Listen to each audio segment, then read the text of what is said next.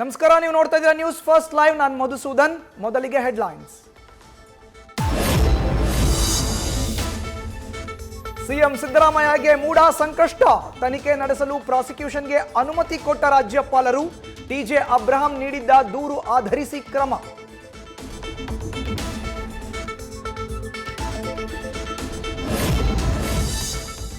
ರಾಜ್ಯಪಾಲರಿಂದ CS Shalini Rajneesh, ACS ಅತಿಗೂ notice. CM ವಿರುದ್ಧ ಪ್ರಾಸಿಕ್ಯೂಷನ್ಗೆ ಅನುಮತಿ ಸಂಬಂಧ ನೋಟಿಸ್. ರಾಜಭವನದಿಂದ ನೋಟಿಸ್ ರವಾನೆ.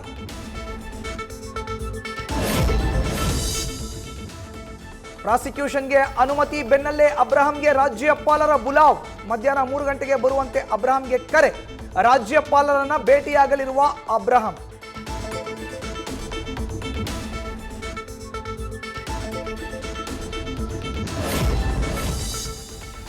ಪ್ರಾಸಿಕ್ಯೂಷನ್ಗೆ ಅನುಮತಿ ಬೆನ್ನಲ್ಲೇ ಸಿಎಂ ನಿವಾಸಕ್ಕೆ ಸಚಿವರ ದೌಡು. ಬೈರ್ತಿ ಸುರೇಶ್, ದಿನೇಶ್ ಗುಂಡೂರಾವ್, ಪ್ರಿಯಾಂಕಾ ಖರ್ಗೆ ಆಗಮನ. ಮುಂದಿನ ನಡೆ ಬಗ್ಗೆ ಸಿಎಂ ಜೊತೆ ಸಚಿವರ ಚರ್ಚೆ.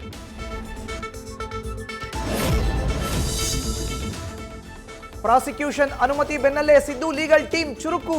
ಹೈಕೋರ್ಟ್ಗೆ ಮಧ್ಯಾಹ್ನ 12 ಗಂಟೆಗೆ ರಿಟ್ ಅರ್ಜಿ ಸಲ್ಲಿಕೆಗೆ ಸಿದ್ಧತೆ. ಅಲ್ಲದೆ ಕಾನೂನಿನ ಮಾನ್ಯತೆಯನ್ನ ಪ್ರಶ್ನಿಸಿ ಪೊನ್ನಣ್ಣ ಟೀಮ್ನಿಂದ ಅರ್ಜಿ.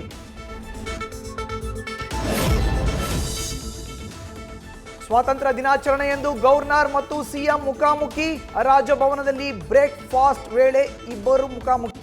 ಈ ವೇಳೆ ಹೆಚ್ಚು ಮಾತನಾಡದೆ ಸೈಲೆಂಟ್ ಆಗಿದ್ದ ಇಬ್ಬರು.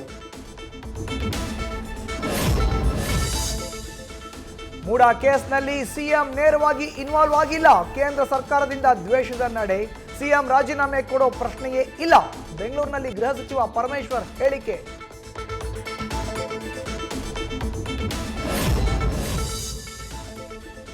ಸಿಎಂ ಸಿದ್ದರಾಮಯ್ಯ ತಪ್ಪು ಮಾಡಿದ್ದಾರೋ ಇಲ್ವೋ ಗೊತ್ತಿಲ್ಲ, ಆದರೆ ಸತ್ಯಕ್ಕೆ ಜಯ ಸಂದಿದೆ. ಅವತ್ತೇ ಸೈಟ್ ವಾಪಸ್ ಕೊಟ್ಟಿದ್ರೆ ಇಂತಹ ಪರಿಸ್ಥಿತಿ ಬರ್ತಿರ್ಲಿಲ್ಲ.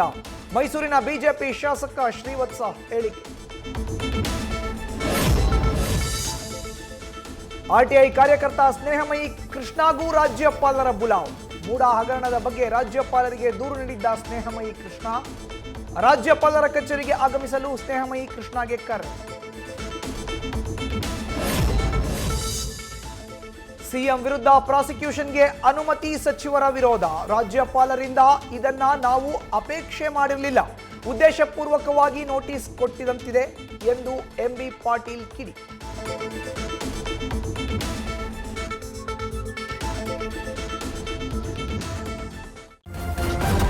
ನ್ಯೂಸ್ ಫಸ್ಟ್, ನಿರ್ಭೀತಿಯಿಂದ ನಿಮ್ಮ ಪರವಾಗಿ.